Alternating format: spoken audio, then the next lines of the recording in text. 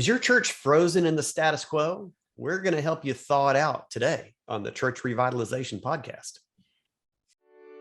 Hello, and welcome to the Church Revitalization Podcast, brought to you by the Malphurs Group team, where each week we tackle important, actionable topics to help churches thrive. And now, here's your hosts, Scott Ball and AJ Matthew.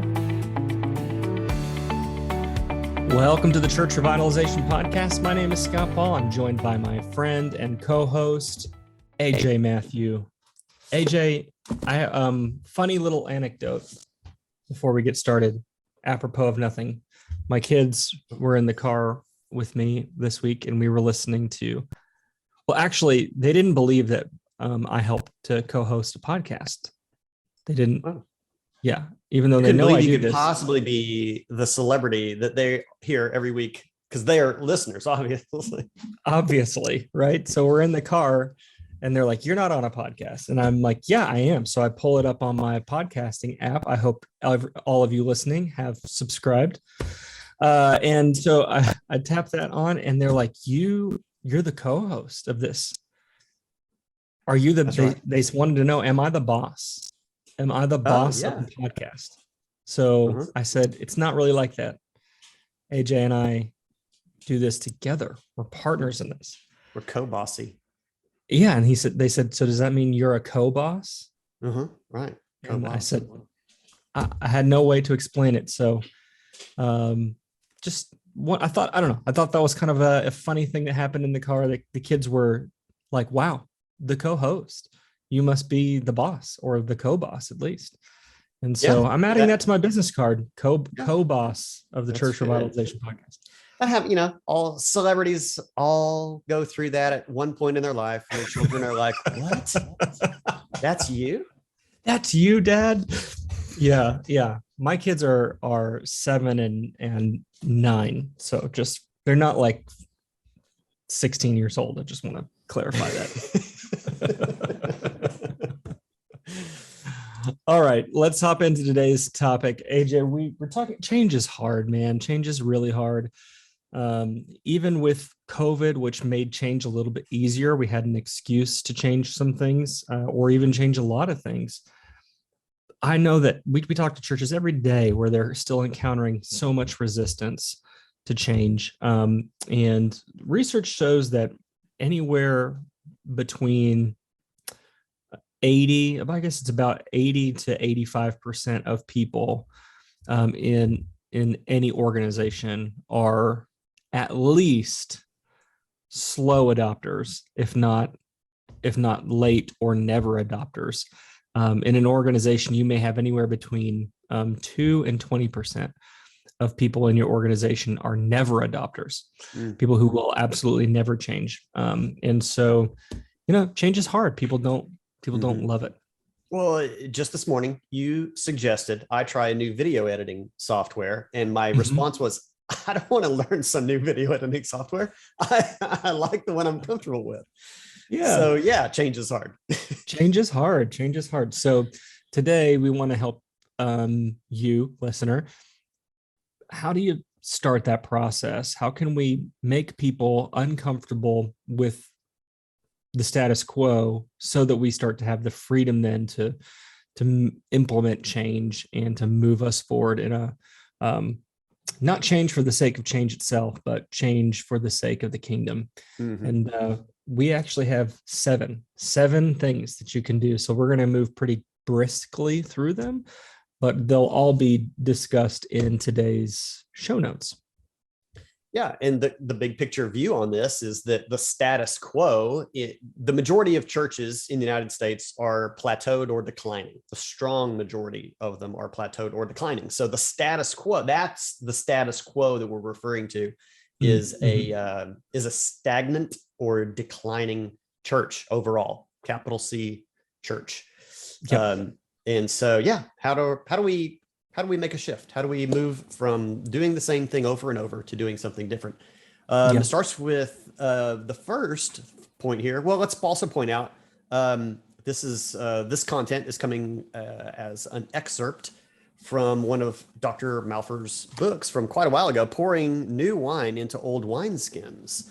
available on Amazon or Half Price Books, any place maybe that you get books. I'm not sure it's still in print. I know it's one of Aubrey's older books, but AJ and I were going through it and we were both like, we need to refresh this book because some of the examples in there, like there was a reference to VCRs. So some of the references and callbacks in here are definitely outdated, but the things we're going to talk about today, they're as relevant today as they were in the 90s when he wrote this book. Yeah, we're pushing 30 years ago on the published first edition of this book. Original edition.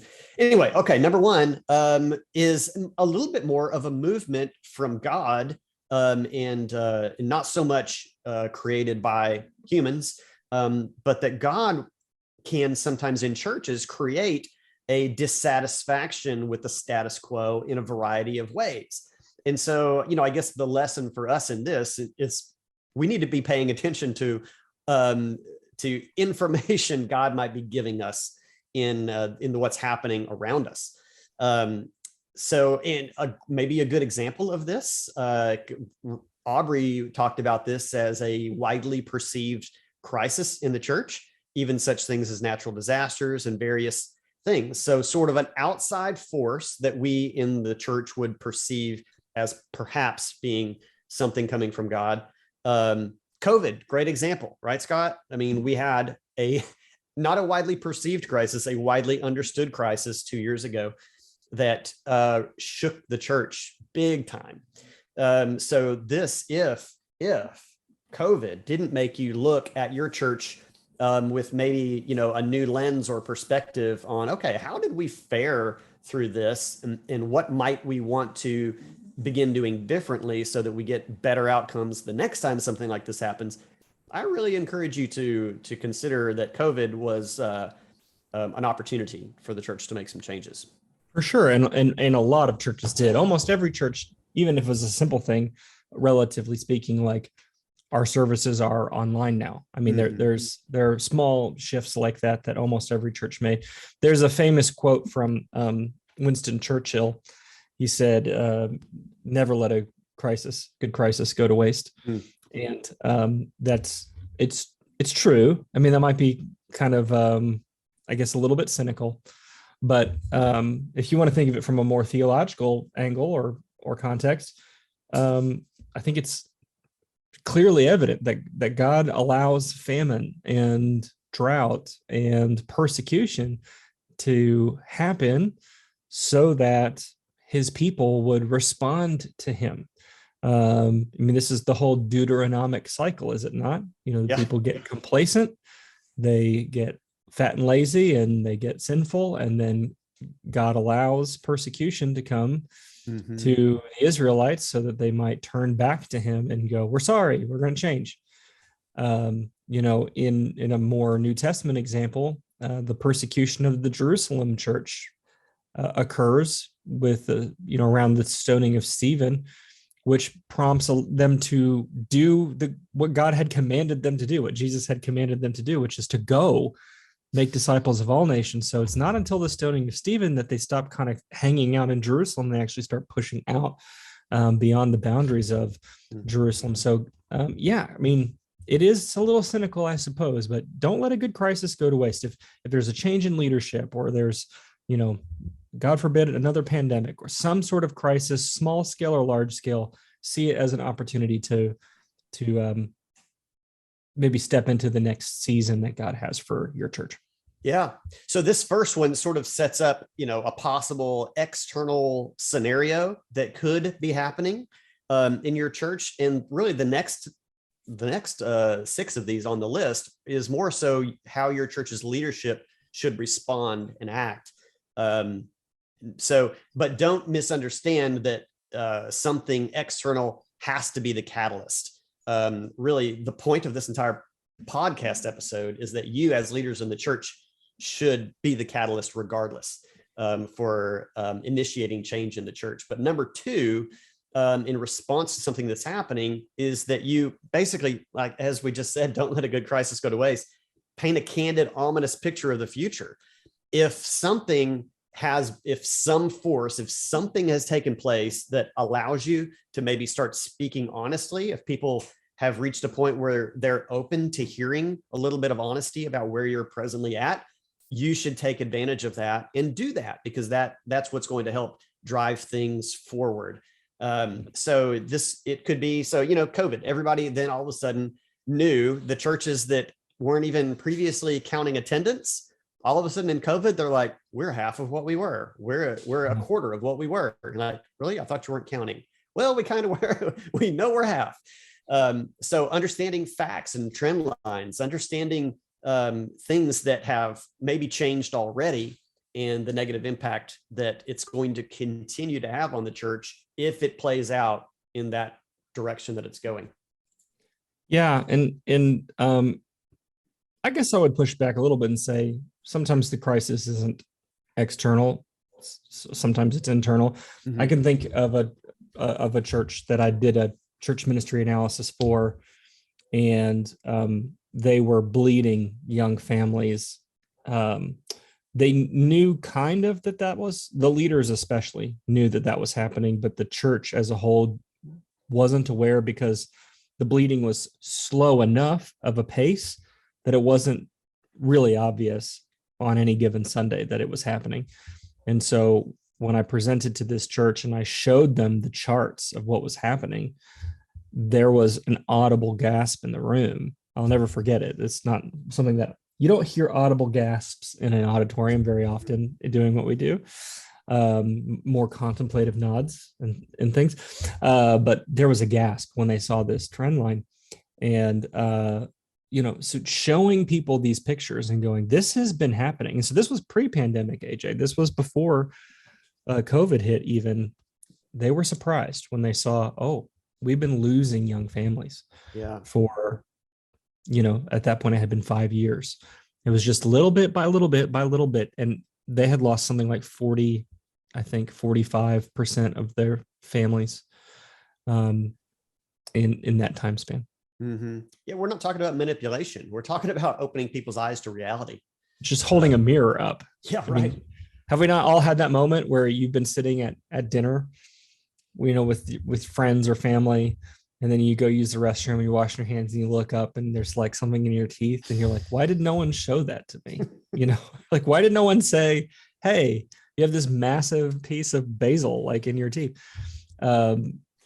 It's that harsh bathroom lighting. You're like, oh my gosh, this is what I really look like to people. Holy cow, my friends don't love me.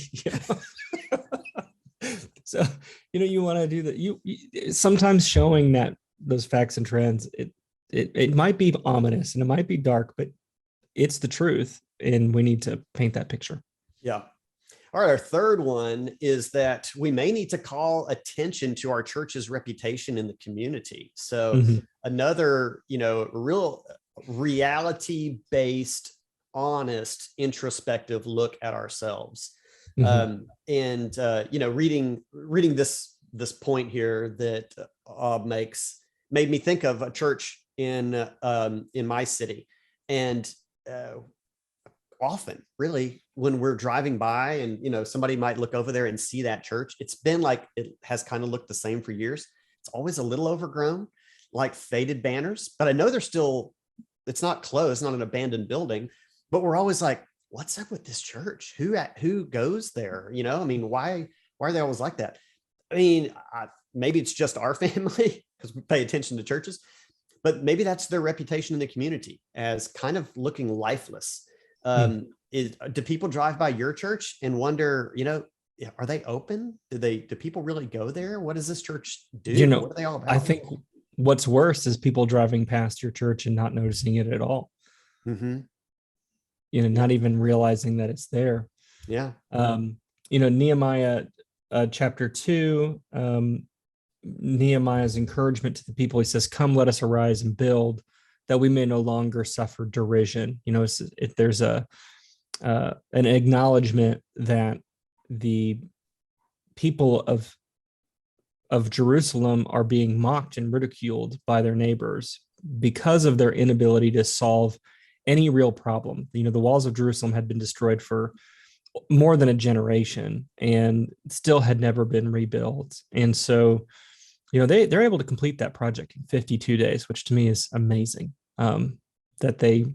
I'm always like, I love pointing to this story because I always think, man, we think there's all kinds of problems that can never be solved. This is a problem that in over 100 years had not been solved, and they solved it in 52 days because there was a leader who said, it's time. We're doing this. Now is the time. Come, let us arise and build, and that we may no longer suffer derision. So you point to the little c, your little c church's reputation in the community, if you're aware even of what it is. You could also point to the big C church's reputation in society and in culture. Hey, we're losing influence. We're not what we were. We can't rely on cultural Christianity anymore. We actually have to make a difference. And there's all kinds of opportunities today to do that, to stand in the gap for families, and to help men be dads, to be there for women who are in vulnerable situations, to comfort the elderly who are lonely. Like, there's nothing but opportunities for the church to realize its purpose in the world and gain influence. I've worked with, I can remember 2 churches when, that we were doing strategic envisioning with, and the SLT, strategic leadership team, when we were talking about vision, and, I usually ask about reputation, and they were honest. They're like, we don't have a good reputation. We're kind of known, both of them were similar. They were kind of known as the stuck up church or the wealthy church, the like not for people in general church. And in one case, they felt like they weren't that anymore, but they hadn't done anything to make people think otherwise. So reputation is important. You may be the church that simply has no reputation at all, which is kind of like you said, do people even know your church exists? So they might not have a negative thought about you. They might not just think about you at all. You're right. What is that? Even bad press is, what is it? Yeah, even bad publicity is good publicity. Yeah. Right. That's not really true, by the way, but don't do that. It does in some ways feel worse though to not be known at all than to be known. Yeah. I don't know. Maybe that's not true. It is hard to overcome a bad reputation. So it is. Maybe neutral is a better starting point, but yeah. All right. Our next one, number 4, is to a little bit more positive here. Remind the church of its better days. But this is, you have to be careful with this. Cautious. Yeah. You got to be cautious here. People love this. If things aren't going well, it's great to think back to, the best of times and go, oh boy, well, we really were great. That was a great time. Because that in and of itself isn't a catalyst necessarily to make you say, let's do something different. It's more like, well, yeah, that was great. But here we are. But it's still helpful. It's still helpful to look at how things were better. The idea, the trick is to regain, I love how Aubrey puts this in the book, is not to regain the good old days themselves, like in all of our actions, but to regain the values that drove those days to be good when they were in that context. And that's what almost always will make the good old days turn these days, present days, better, is by re-embracing the values that made those days good, not necessarily the action, because context changes, time changes, it changes almost all things. So remind the church of what was happening, what was good about the past, but more so what drove and made it good. Yeah. I think nostalgia is a really powerful motivator. And it's not a bad thing. Nostalgia in and of itself is not negative. To get stuck in the rearview mirror or whatever, that's bad. It can lead you into depression and all kinds of things. But nostalgia itself is a good thing if it's used as fuel to try to recapture what, as you said, AJ, was good about the past. And our culture understands this really well. I mean, it's Disney's whole business model, but it's even, movies now. It's why we do have so many reboots and remakes and all these things. People are tapping into that nostalgia. Remember when you saw this movie in the 80s? Let's make a sequel. Did you ever hope there'd be a worse version of it made later? Come on. I don't know. I think there's some examples of walking that line really well. I would point to, well, certainly the Top Gun Maverick movie's done really well. They've kind of created a new story, but tapped into that 1980s nostalgia. And, Reagan era patriotism, rah, rah. I mean, I think they've done a good job with that. I'd point to the first Guardians of the Galaxy movie. One of the reasons people love that movie is because of the soundtrack to it. It's just a whole bunch of music from the 70s, and people love that. So it's the soundtrack that people go, oh, this is great, and people have an emotional connection to it. So the lesson here is you can use nostalgia as a motivator to build something for the future. Nostalgia doesn't have to be a frozen moment in the past you're trying to remake. You can use feelings of positivity about the past as a way to move people to do something different in the future. Yeah. All right. So related is our fifth point, and that is exposing people to the dissonance, the difference between the church's like present reality and the ideals. So this is, just another thing of holding a mirror up and saying, this is maybe even what we say we're about versus the way we're acting today. We do this plays out for us in our strategic envisioning process when we first talk about the values of the church and we exercise through what are our present actual values and what are our aspirational values, and then building a discipleship pathway around those so that the church is intentionally living out what it says it values. Right. And that's the thing that we have to expose, the congregation to this. Like, we are not acting in the way that we are maybe projecting verbally, or maybe just from a page on our website where we say who we are. Right. The difference there we have to wrestle with and turn what is stated into what is true. Yeah, I got nothing to add to that. I mean, it's exactly right. You have to say, this is who we say we are, whether it's in the bulletin or on the website or on a banner or whatever, and go, we said this is us, and then here's the reality. We're not doing this, or we're doing this instead, or this has become too important, or this has become clouded or muddy, whatever it might be. Showing that disconnect between who we say we are and what we're actually doing can make people go, oh yeah, I guess we do need to change. And what Aubrey talks about in some of our older training, and I think we still say it this way in the existing training, is the church has to adjust. Either we need to rise to who we say we are, or we should stop saying we are that thing. Almost like water down, be honest about what you are. If you're not really going to be a church that values evangelism, don't say that you are. Just take that right off. Be who you are. Most churches will go, well, hold on, I don't want to say that. Okay, well then let's rise to that. Let's rise to who we say we are. Yeah. I think he says that more if there's a difference between what the church values and what its vision is.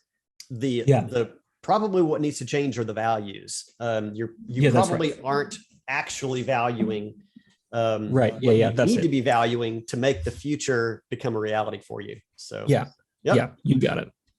All right. Hey, you got a star, gold star. Okay, I remember content from a long time ago that we've talked about for years. Number 6, present changes as opportunities rather than threats. So this is all about perspective on change. And you talked at the top of the show about early adopters, late adopters, never adopters. We have to talk about the future in a positive way. And how, though, yes, things will be different, it doesn't mean that they'll be bad. And, some of those examples that you talked about before we went on air, Scott, and I think Aubrey mentioned this in the book, like a growing church might be looked at by some as, I won't know these people. There's strangers among us. Whereas the positive aspect on that is I might make new friends. These people coming into our church are going to come in with additional gifts that God has blessed them with, to build up our church, to improve the quality and quantity of ministry that we're doing. They're going to be increasing the finances of the church, again, to hopefully improve both the quality and quantity of ministry. So there are positive things to talk about, and that's what people should be focused on, not needing negative aspect of change. Yeah, totally. And I love the example of Caleb and Joshua versus the other 10 spies who were like, we were like grasshoppers in our own eyes. Everything is going to be too hard. And, Caleb and Joshua look at the same situation and see the positive and go, this is a land flowing with milk and honey. Mm-hmm. Their protection has been removed from them. The Lord will deliver this into our hands. They are bread to us, they say. So only seeing the obstacles and not seeing the opportunity is a trap that we are all, you and I included, AJ, we are all tempted to fall into this. This is going to be too hard. This is too big of a goal. We can't possibly accomplish this. And so we self-sabotage and say, oh, that can't be us. We can't do this. Yeah. I actually love how Joshua says, only do not rebel against the Lord. He sees an unwillingness to pursue God's calling on them, not just as a lost opportunity, but as disobedience and rebellion, and so maybe we have to phrase that with our churches and go, hey, for us to not step into the vision, for us to just be okay with the status quo, that we're declining, that we're plateaued, that is, I guess, resigning ourselves to the fact that there are thousands of people in our communities who are perishing. Mm. And we're just going to be all right with that then. Mm. We're going to go, you know what? Literally, we're saying to hell with those people. Mm. We're not changing. Preach. And so that is rebellion against God's Great Commission command to us. Yeah. So, I think we have to be that blunt with people. Don't take the rest of the Caleb and Joshua story as the way things ought to go down, because we had majority rule, and right. They didn't go forward with what should have been the right choice. Sure, and they suffered the consequences. Yeah, absolutely. Yeah. And so did Moses. That's right. Yep. That was a failure in leadership in that moment in time. It was a severe failure in leadership. There was a vision, there was an opportunity, and the people that wanted to maintain the status quo or were afraid to step out and change held back, what was the church at the time? For a generation. In that form, for a generation. Yep. So cautionary tale. Yeah. Our final point, number 7, is encourage the congregation to vocalize their own discontent with where the church is today. This is dangerous too. So there's a strategy, I think, that Aubrey lays out that's worth kind of outlining. Yeah. And this is kind of an interesting thing that he's talked about in here too. I mean, one of the points is that, allow having this on more of the private side, like one-on-one conversations. People, may not be comfortable speaking out in a small group or in a large church meeting. If you were just like, hey, this is open, we're going to be raw and real with each other, and go ahead and stand up. Yeah, I would advise against that. That would probably not going to work out. But if you, as a leader in the church, will take the opportunity to have, one-on-one conversations with people in kind of, something that they're comfortable with, where you can just ask for their honest feedback. And they might be able to tell you then, I wish we did this, or I wish we didn't do that, or something else.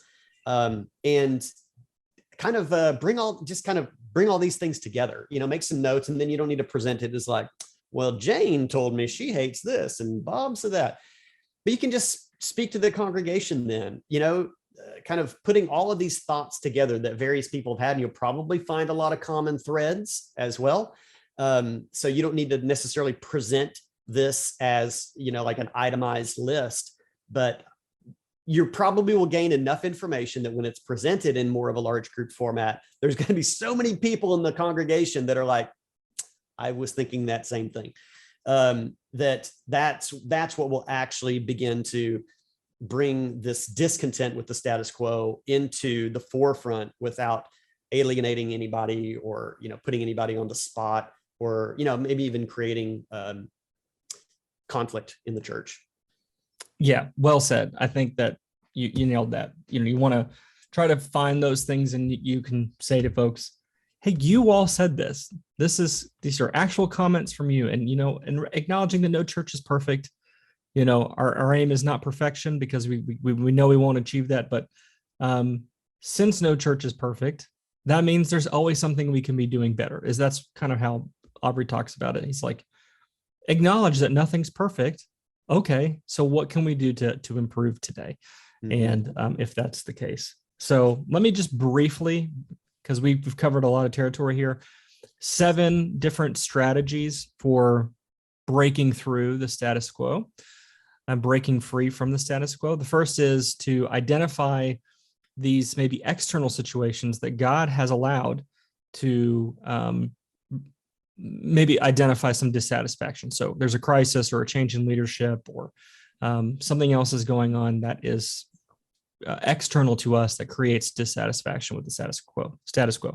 The second one is to paint a candid, ominous picture of the future. So use facts and trends, show people, hold up that mirror and go, all right, if we don't change, here's what the future of the church is going to look like. Number 3 is to call attention to the church's reputation in the community. Hey, you take the Nehemiah tactic. Let us come, let us arise and build, that we may no longer suffer derision. Look at the influence of your church in your community, or look at the influence of the Big C church in the broader community and society, and see how there's an opportunity for the church to regain ground. Number 4, remind the church of its better days. So we're not trying to rebuild the past, but we can use nostalgia as a motivator to recapture the values that made the past good. Number 5, expose the dissonance between the church's ideals and its reality. So if we say we're something and then our reality is something different, we need to expose that difference and work to change, rise to the level of our ideals. Number 6, present changes as opportunities rather than threats. So we need to be reminding people of the benefits of change. More people means new friendships. More people means more resources. So outline not just the challenges, but also the opportunities. And then finally, number 7, encourage the congregation to vocalize their own discontent with the church. Have them own and name the things that they see as problems within the church. And if you can do this in a structured way, where it doesn't become a free-for-all of negativity, you can channel their own perceptions about needs for change and kind of show them, reflect them back to them and use that as a motivator.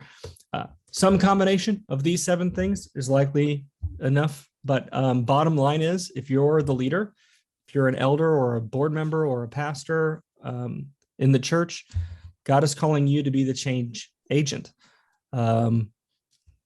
Just to close the loop, AJ, because most people in the church are not early adopters of change, it's incumbent on you as the leader to be the catalyst. That's right. If you're waiting around for the majority of people to say, hey, let's change, you'll be waiting forever. That's right. So you have to be the one to take that leap of faith and to capitalize on a window of opportunity to unfreeze, to thaw out the church from the status quo. Amen. Churches comfort and status quo themselves to death constantly. Totally. Yep. It's human nature. They become gone and they never return. Be a leader. Leaders lead. You need to step up and make this happen. Hey, this was episode 150 of the Church Revitalization Podcast, which means you guessed it. You can read about it at malfirstgroup.com/150. Can you believe we've done this 150 times? 150 times we've done this. Yes, indeed. It's pretty cool, huh? Yeah, it's cool. Yeah. Kind of a cool sounding number. Little milestone. Yeah. Coming up on 3 years. Yeah, for us, Scott. So yeah, malfersgroup.com/150 for today's show notes. We'll put a link to the book in there too, Pouring New Wine into Old Wineskins by Dr. Aubrey Malphurs. And we sure are glad that you were with us. But you know what? We need to do one more thing. We need you to help support the Malphurs Group Ministry worldwide, where we provide everything that we do around the world to churches at no cost. And that happens because of partners like you and your church coming alongside us to help sow into our ministry financially to allow us to continue to bring resources and training and people on the ground in places around the world to help build up the church and maximize its impact for Christ. You can learn more about that at malfersgroup.com/donate. We would love to talk with you about how you could help us increase our ministry around the world. Thanks for being with us. We'll see you next week.